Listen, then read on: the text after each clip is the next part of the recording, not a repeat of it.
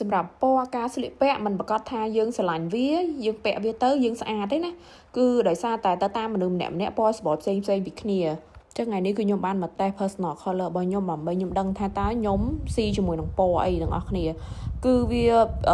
ល្អមែនតើសម្រាប់អ្នកដែលធ្វើការរបៀបថាយើងជួបគេច្រើនដូចខ្ញុំចឹងណាតែមុននឹងតេស្តក៏គេសួរនាំយើងឲ្យយើងបំពេញនៅអីដែលពណ៌ដែលយើងមានភាគច្រើនហើយគេឲ្យយើងលុបមុខលុបអីចេញទាំងអស់ឲ្យគេមើលមុខស៊ីនហ្មងណាដើម្បីយើងដឹងថាស្បែកយើងមិនមិនយើងត្រូវប្រើ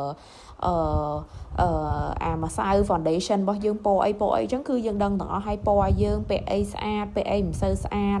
មើលទៅស្លេកស្លក់ភ្លឺអីហ្នឹងគឺដឹងទាំងអស់អញ្ចឹងបន្ទាប់ពីខ្ញុំតេស្តហើយគឺខ្ញុំគិតថាវាមានប្រយោជន៍មែនតើដើម្បីយើងដឹងតាក់ទងជាមួយនឹងការស្លៀកពាក់របស់យើងឲ្យបានកាន់តែស្អាតជាងមុនអញ្ចឹងណាតែសម្រាប់ខ្ញុំកៅដែលខ្ញុំមានសប្ងៃហ្នឹងវាដូចជាត្រូវដែរមិនសូវជាខុសអីហ្មងទេប៉ុន្តែគ្រាន់តែខ្ញុំចង់ដឹងថាពណ៌ខ្ញុំ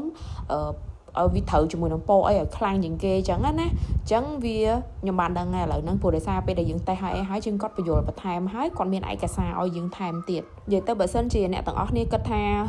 ការស្លៀកពាក់របស់អ្នកទាំងអស់គ្នាមិនទាន់សូវត្រូវឬក៏នៅអត់ទាន់ចេះស្លៀកពាក់ពណ៌អីឲ្យវាស៊ីជាមួយនឹងយើងណាអ្នកទាំងអស់គ្នាគួរតែតេស្តទៅដោយសារតែតម្លៃសម្រាប់ខ្ញុំគិតថាសមរម្យទេទាំងអស់គ្នាវាខុសត្រូវគ្នាជាមួយនឹងសុខក្រៅគឺច្រើនគួរសមដែរតម្លៃសមរម្យឯនៅឡើងគាត់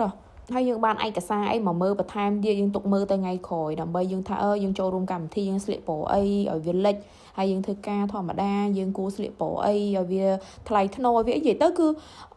វាល្អមែនតើហ្មងសម្រាប់ខ្ញុំណាទាំងការផាត់មុខលាបក្រែមលាបប្លុះលាបអីហ្នឹងគឺយើងអាចដឹងថាពណ៌មុខយើងហ្នឹងវាស៊ីមួយអីចឹងហ្មងអញ្ចឹងហ្នឹងហើយខ្ញុំណែនាំហ្មងសម្រាប់អ្នកដែលគាត់